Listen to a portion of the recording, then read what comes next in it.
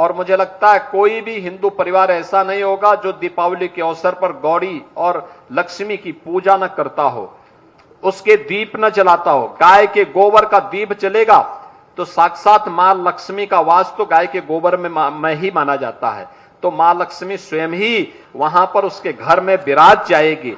वह युवा कितने उत्साह के साथ कह रहा था, उसके डायलॉग ऐसे लग रहे थे जैसे कि वह रवि किशन को फेल करने पर उतारू हो चुका है। उसके डायलॉग रवि किशन के डायलॉग से मजबूत दिखाई दे रहे थे, क्योंकि वो जमीन पे काम कर रहा है। और जमीन पे काम करते हुए उसने जो बातें यहां पर कही कि देखिए मैंने ऐसे करके इस पैसे का उपयोग किया और सीएम युवा उद्यमी स्कीम के माध्यम से मैं आत्मनिर्भर होने की दिशा में कर रहा हूं काम। इसके लिए उसने कहा मैं प्रधानमंत्री जी और मुख्यमंत्री जी को धन्यवाद देता हूं। देखिए यह है कार्य करने की। और दूसरा, गोरखपुर की ही एक बेटी, ऐसा नहीं होना चाहिए कि रवि किशन स्वदेशी की बात करें और घड़ी विदेशी पहने।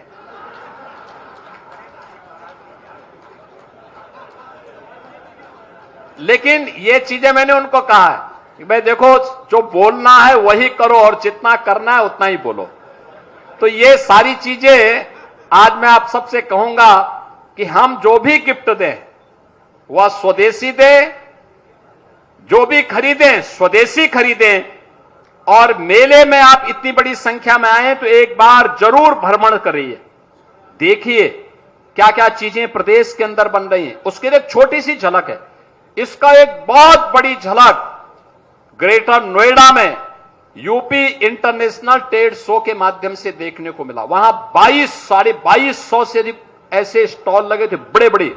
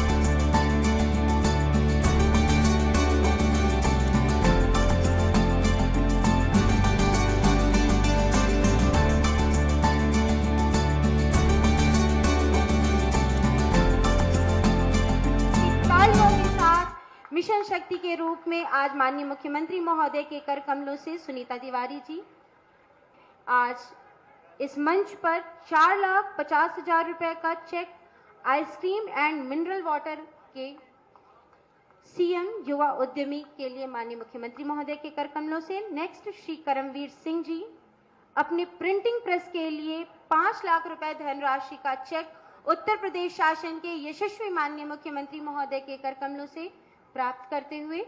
और इसी श्रृंखला में श्री शिवम शर्मा जी बार्बर शॉप के लिए 5 लाख रुपए की धनराशि का यह चेक प्रत्येक युवा के सपनों को उड़ान देने के लिए युवा उद्यमी के रूप में आज माननीय मुख्यमंत्री महोदय के कर कमलों से श्री शिवम शर्मा जी।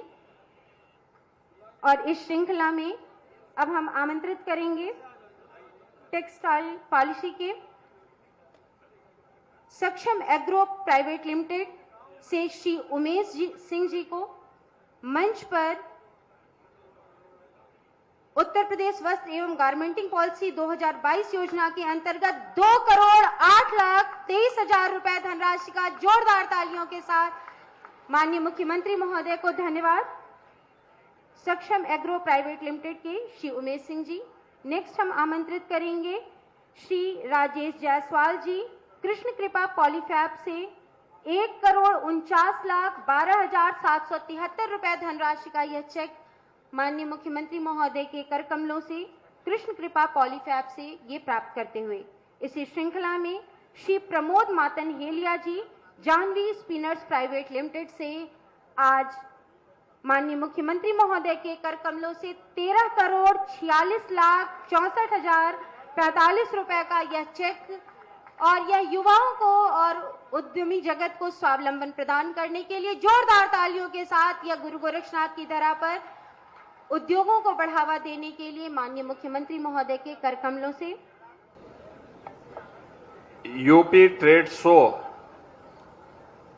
2025 के स्वदेशी मेला में आज इस समारोह में उपस्थित केंद्रीय मंत्री श्री कमलेश पासवान जी, उत्तर प्रदेश सरकार के सूक्ष्म लघु मध्यम उद्यम विभाग के मंत्री श्री राकेश सचान जी, गोरखपुर के लोकप्रिय सांसद श्री रविकिशन शुक्ला जी, माननीय विधायकगण श्री विपिन सिंह जी, श्री प्रदीप शुक्ला जी, श्री फतेह बहादुर सिंह जी, श्री महेंद्र पाल सिंह जी, डॉक्टर बिमलेश पासवान जी, श्री श्रवण निषाद जी, विधान परिषद सदस्य डॉक्टर धर्मेंद्र सिंह जी, क्षेत्रीय अध्यक्ष भारतीय जनता पार्टी श्री सहजानंद राय जी, जिला अध्यक्ष श्री जनार्दन तिवारी जी, महानगर संयोजक श्री राजेश गुप्ता जी, आज के इस यूपी ट्रेड फेयर में उपस्थित गोरखपुर के सभी नागरिक बंधुओं बहनों और ट्रेड फेयर में आए हुए प्रदेश भर के अलग अलग जनपदों के सभी युवा उद्यमी और महिला समूह से जुड़े हुए सभी बहनें और उपस्थित महानुभाव, दीपावली के पहले जब बाजार में चहल पहल है और पर्व और त्योहारों के पहले हरेक भारतीय के मन में ये भाव रहता है कि वह कुछ खरीद फरोख्त करेगा, उन स्थितियों के में उत्तर प्रदेश सरकार ने ये तय किया कि दीपावली के पहले 10 दिवसीय एक ट्रेड फेयर हर जनपद में लगाया जाएगा और मुझे प्रसन्नता है कि सभी 75 के 75 जनपदों में स्वदेशी उत्पादों का ट्रेड फेयर कल और आज में प्रारंभ हो रहा है और अगले 8-10 दिनों तक एवं संबंधित जनपदों में उत्तर प्रदेश से बनी हुई उत्पादों को आम जन के लिए उपलब्ध करने के लिए एक प्लेटफॉर्म उपलब्ध करवाएगा। मैं गोरखपुर के इस स्वदेशी मेला के लिए उत्तर प्रदेश के सूक्ष्म लघु मध्यम उद्यम विभाग को हृदय से धन्यवाद देते हुए जितने भी उद्यमी यहां पर आए हैं, महिला समूह से जुड़ी हुई बहनें यहां पर आई हैं, इन सब का मैं हृदय से अभिनंदन करता हूं। अभी सितंबर महीने में 25 सितंबर से 29 सितंबर के बीच उत्तर प्रदेश के ग्रेटर नोएडा में यूपी इंटरनेशनल ट्रेड शो का आयोजन हुआ था। UP international trade show Uttar Pradesh के अंदर बने हुए उत्पादों को एक प्लेटफॉर्म प्राप्त हुआ है जहां पर एक मंच के नीचे, एक छत के नीचे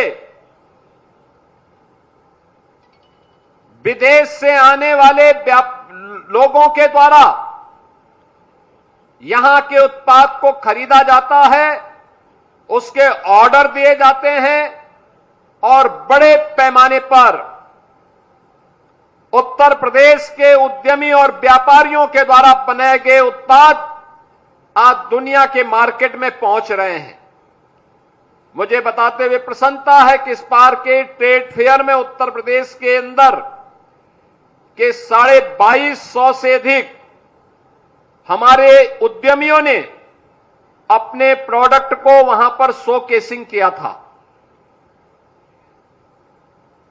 500 से अधिक फॉरेन बायर्स वहां उपस्थित हुए थे और उनकी जो बिक्री हुई थी, जो यहां के उद्यमी थे, 5 दिन के ट्रेड फेयर में 11,200 करोड़ रुपए से अधिक का सामान उनका बिका है वहां पर। आप अनुमान करिए 11,200 करोड़। ये आज एक नए उत्तर प्रदेश की वह तस्वीर है जो उत्तर प्रदेश को आज बीमारू से एक नया उद्यम प्रदेश के रूप में प्रस्तुत कर रहा है।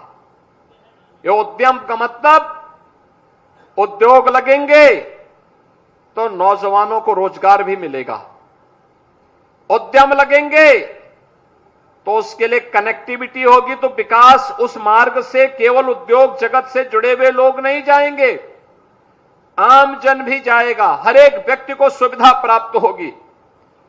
उद्यम लगेंगे तो उनके साथ तकनीक भी आएगी, उस तकनीक के लिए स्थानीय स्तर पर सर्विस सेंटर भी स्थापित होंगे, लोगों को अपने आप को प्रस्तुत करने का एक अवसर भी प्राप्त होगा।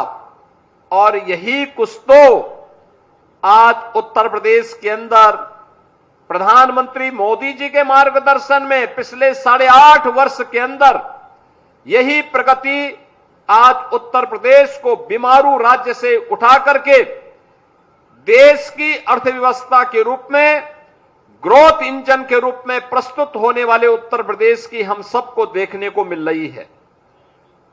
आप अनुमान करिए 2017 के पहले उत्तर प्रदेश में उद्यम लगाना एक सपना था। जो उद्योग पहले से थे या जिन व्यापारियों के द्वारा यहां व्यापार किया जाता था, उनकी मजबूरी हो गई थी, अन्यथा जो अराजकता थी उस अराजकता में लोग उत्तर प्रदेश से भागने की फिराक में ज्यादा रहते थे। लेकिन उत्तर प्रदेश में सुरक्षा का वातावरण जो दिया गया, प्रदेश सरकार की जीरो टॉलरेंस की नीति के तहत जो कार्यक्रम आगे बढ़े, उसका परिणाम है कि सुरक्षा का माहौल मिला, सरकार ने नियमों में शिथिलता की, सरलीकरण किया, ईज ऑफ डूइंग बिजनेस को बेहतर किया।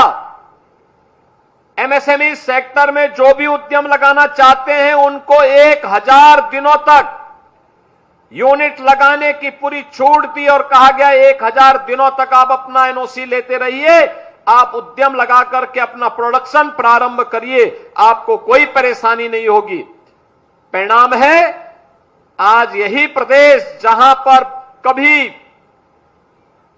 जो पहले एमएसएमई का एक क्लस्टर माना जाता था, वह उत्तर प्रदेश में धीरे धीरे करके ये बंदी के कगार पर जा चुका था। आज उस उत्तर प्रदेश में फिर से 96 लाख एमएसएमई यूनिट यानी छोटे छोटे लघु, सूक्ष्म और मध्यम उद्यम 96 लाख की संख्या में फिर से पुनर्जीवित हुए और 2 करोड़ से अधिक लोगों को इसमें सीधे सीधे नौकरी और रोजगार की गारंटी प्राप्त हुई।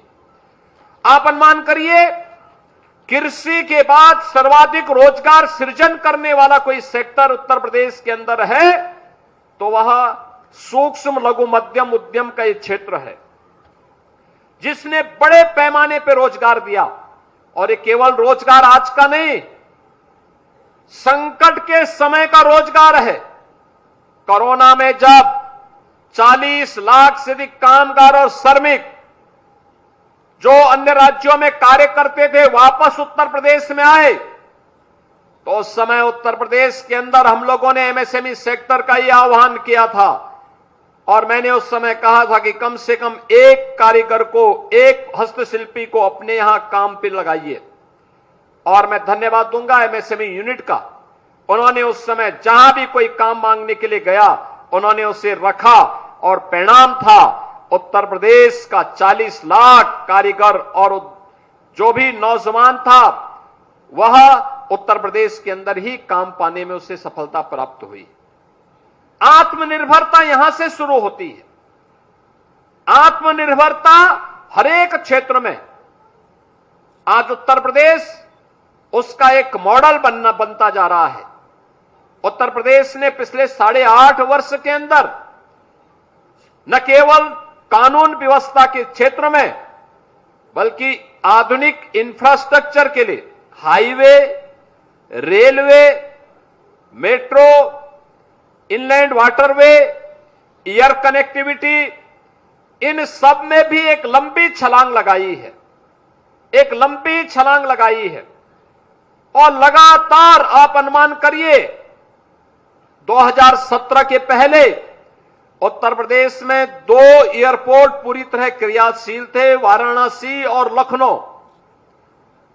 गोरखपुर का एयरपोर्ट कभी कभी चलता था, आगरा भी साल में 2-4 बार चल लेता था। और आज उत्तर प्रदेश के अंदर 16 एयरपोर्ट कार्य कर रहे हैं, 16 एयरपोर्ट।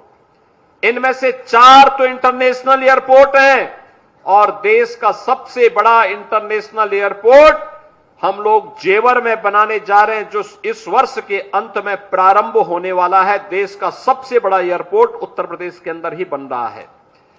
यानी एयर कनेक्टिविटी के साथ साथ मेट्रो के मामले में पब्लिक ट्रांसपोर्ट की सबसे अच्छा माध्यम माना गया है मेट्रो।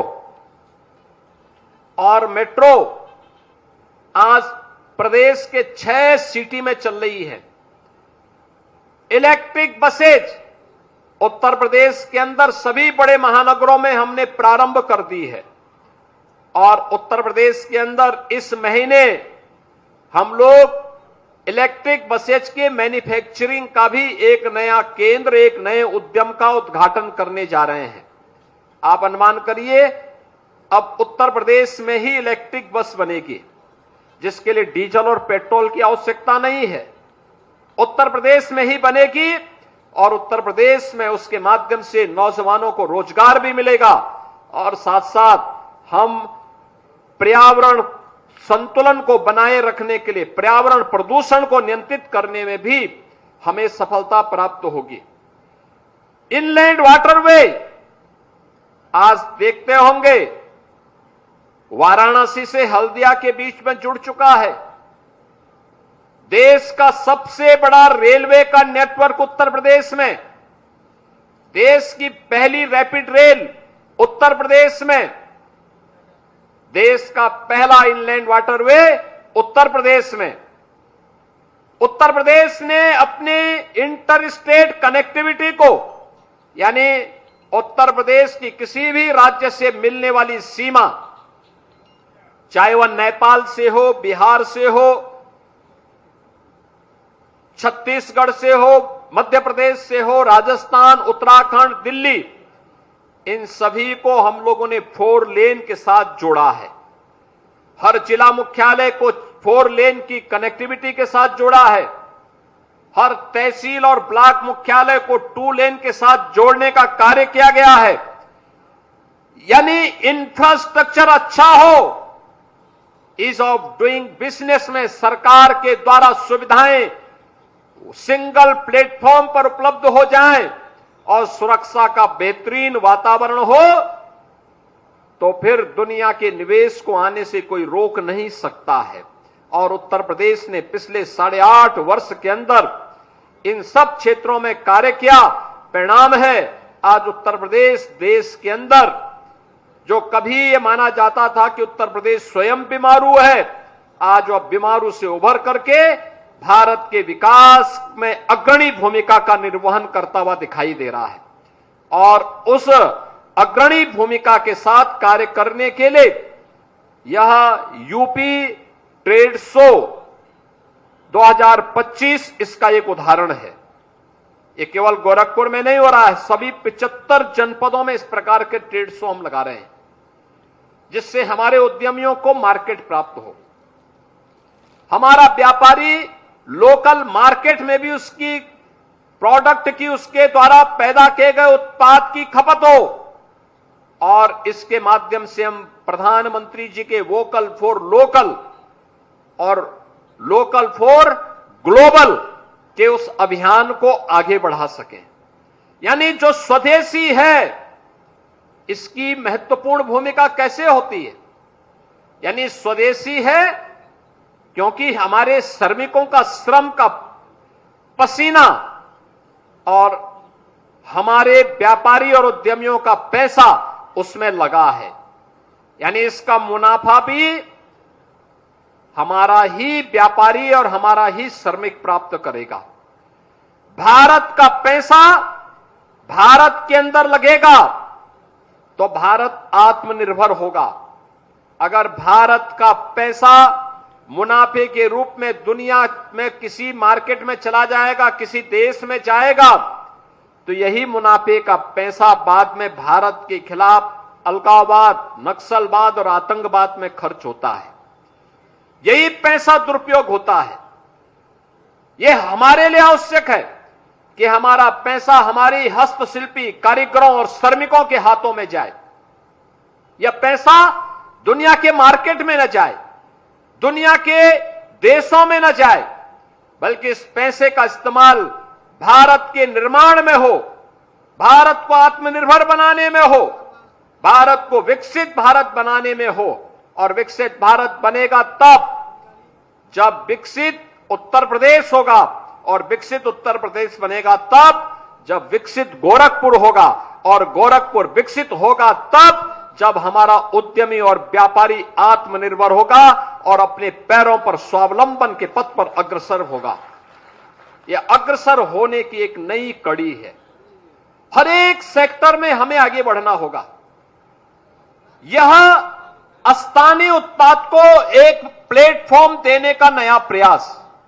और दीपावली के समय हर व्यक्ति कुछ न कुछ खरीदता है। अब गोरखपुर में आप देखिए, दीपावली के अवसर पर हर हिंदू परिवार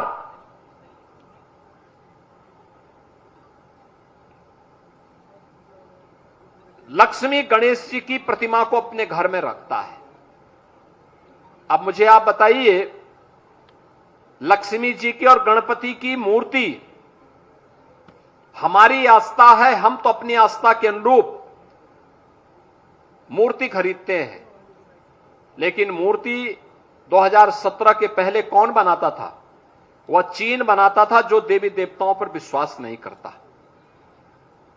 आप सोचो, जब उसका विश्वास ही नहीं, उसके लिए तो एक खिलौना है, लेकिन वह आपके मार्केट को भुना करके और उस पैसे को फिर भारत के खिलाफ इस्तेमाल करता था। हमने वन डिस्ट्रिक्ट वन प्रोडक्ट के माध्यम से गोरखपुर के टेराकोटा के कार्य को बढ़ावा दिया। मैं देख रहा था एक दिन गोरखपुर के औरंगाबाद और गुलहरिया और उसके आसपास के तमाम गांवों में महिलाएं मिट्टी से बने हुए छोटी छोटी गौरी यानी लक्ष्मी और गणपति की मूर्तियां बना करके हजारों की संख्या में बना रही थी और बना करके दीपावली के पहले मार्केट में उपलब्ध करवाने के लिए तैयारी कर रही थी। ये लगता है हर व्यापारी, आपने देखा होगा, गोरखपुर के टेराकोटा को अब जीआई टैग मिला है। जीआई टैग का मतलब दुनिया के किसी भी बाजार में जाएंगे उस प्रोडक्ट की एक गारंटी होगी, उसको अब कोई मना नहीं कर सकता, नकार नहीं सकता है। और यह एक नया प्रयास प्रारंभ हुआ है सरकार के स्तर पर। उत्तर प्रदेश आज के दिन पर सर्वाधिक जीआई टैग उपलब्ध कराने वाला राज्य है। आप अनुमान करिए, देश के अंदर सबसे अधिक जीआई टैग उत्तर प्रदेश के प्रोडक्ट को प्राप्त हुए हैं। यानी उत्तर प्रदेश के नागरिकों के द्वारा बनाए जाने वाले ये प्रोडक्ट, उत्तर प्रदेश के कारीगर और हस्तशिल्पियों के द्वारा बनाए जाने वाला प्रोडक्ट अब देश के अंदर और दुनिया के अंदर कहीं भी बिक सकता है। उस पे कोई प्रश्न नहीं खड़ा कर सकता है।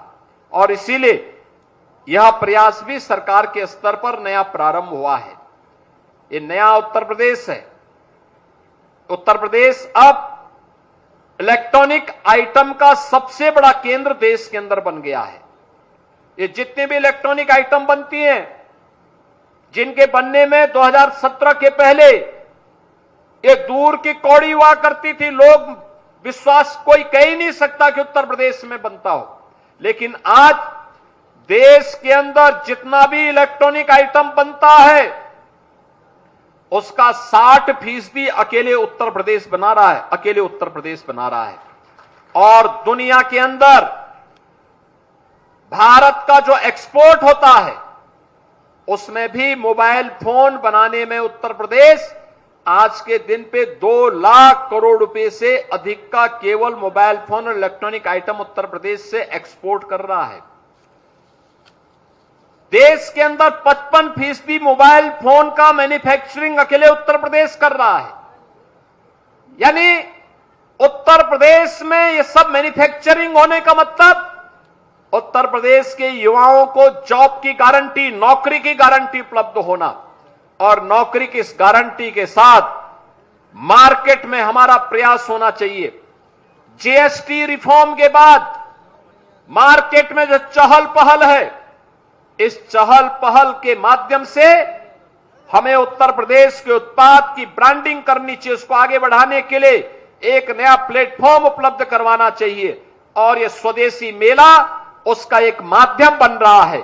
मैं आप सबसे अपील करूंगा, गोरखपुर वासियों से और प्रदेशवासियों से अपील करूंगा कि दीपावली के अवसर पर जो भी खरीदें स्वदेशी खरीदें, जिसमें भारत के श्रमिकों का, भारत के उद्यमियों का, भारत के व्यापारियों का, भारत के हस्तशिल्पियों का पैसा लगा हो, उनकी कारीगरी लगी हो, उनकी मेहनत लगी हो, उसी को आप क्रय करिए।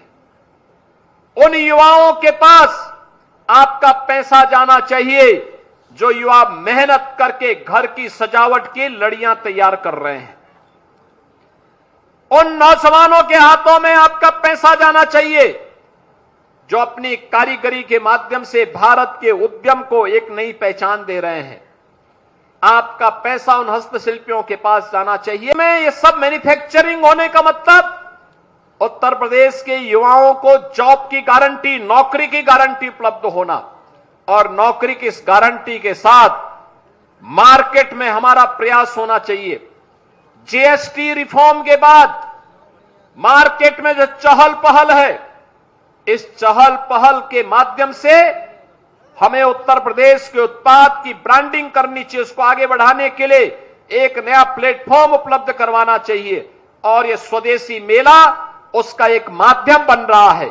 मैं आप सबसे अपील करूंगा, गोरखपुर वासियों से और प्रदेशवासियों से अपील करूंगा कि दीपावली के अवसर पर जो भी खरीदें स्वदेशी खरीदें, जिसमें भारत के श्रमिकों का, भारत के उद्यमियों का, भारत के व्यापारियों का, भारत के हस्तशिल्पियों का पैसा लगा हो, उनकी कारीगरी लगी हो, उनकी मेहनत लगी हो, उसी को आप क्रय करिए।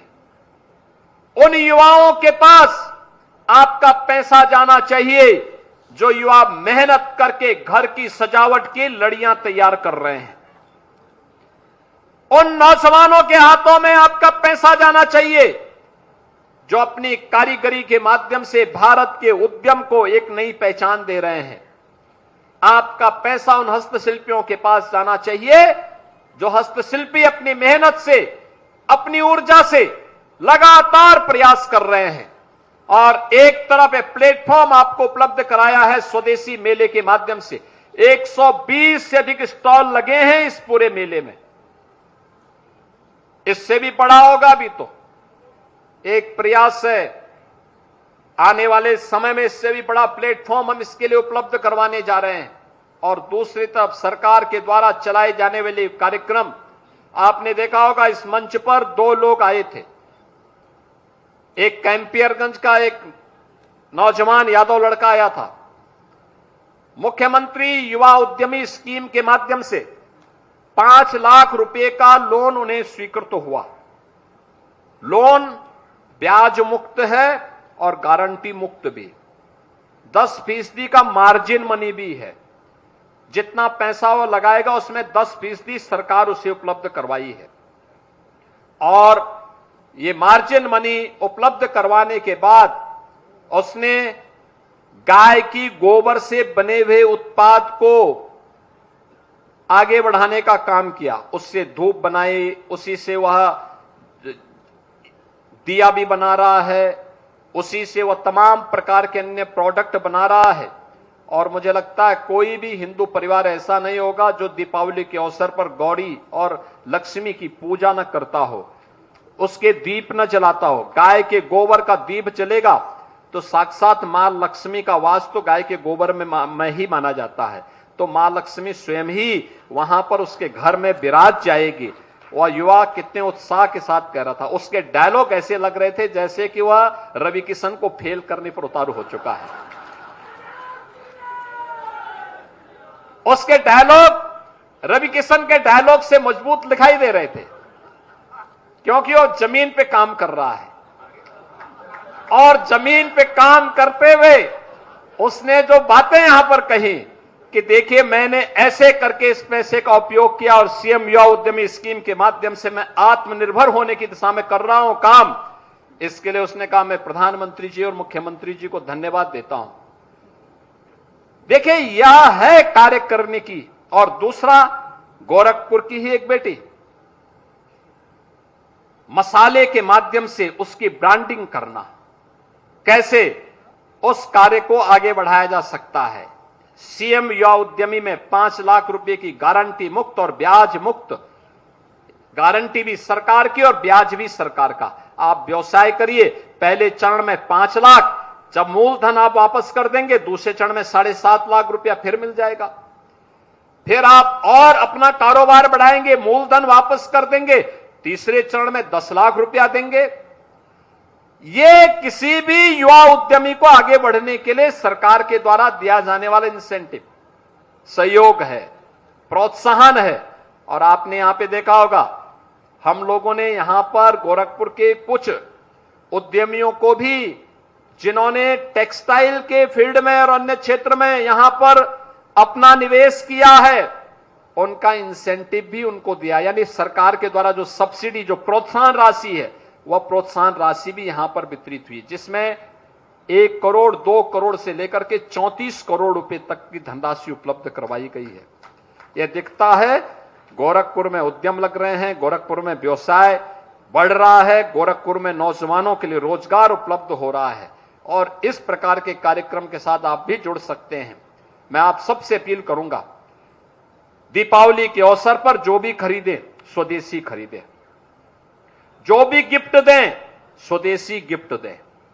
ऐसा नहीं होना चाहिए कि रवि किशन स्वदेशी की बात करें और घड़ी विदेशी पहने।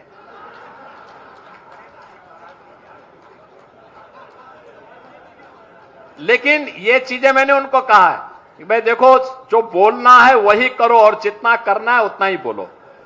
तो ये सारी चीजें आज मैं आप सबसे कहूंगा कि हम जो भी गिफ्ट दें वह स्वदेशी दें, जो भी खरीदें स्वदेशी खरीदें। और मेले में आप इतनी बड़ी संख्या में आए तो एक बार जरूर भ्रमण करिए, देखिए क्या क्या चीजें प्रदेश के अंदर बन रही हैं। उसके लिए एक छोटी सी झलक है, इसका एक बहुत बड़ी झलक ग्रेटर नोएडा में यूपी इंटरनेशनल ट्रेड शो के माध्यम से देखने को मिला। वहां 22,500 से अधिक ऐसे स्टॉल लगे थे, बड़े बड़े। 500 से अधिक फॉरेन यानी विदेशी खरीदार आए थे, जिनका बड़ा बड़ा ऑर्डर था। और 5 लाख से अधिक लोगों ने इस पूरे कार्यक्रम में भागीदार बनने थे। वो लोग तो ये सभी यहां पे तो 120 स्टॉल लगे हैं। इस बार सफलता होगी तो अगली बार इससे भी बड़े पैमाने पर यह ट्रेड फेयर लगेगा, जो हमारे उद्यमी और व्यापारियों को एक नया प्लेटफॉर्म देकर के लोगों को सस्ता सामान खरीदने के लिए उसको एक मंच उपलब्ध कराएगा। आज के इस अवसर पर मैं आप सबको हृदय से बधाई देता हूं, दीपावली की मंगलमय शुभकामनाएं आप सबके प्रति व्यक्त करते हुए अपनी वाणी को विराम देता हूं और इस ट्रेड फेयर के लिए अपनी शुभकामनाएं देते वाणी को विराम देता हूं। धन्यवाद। जय हिंद।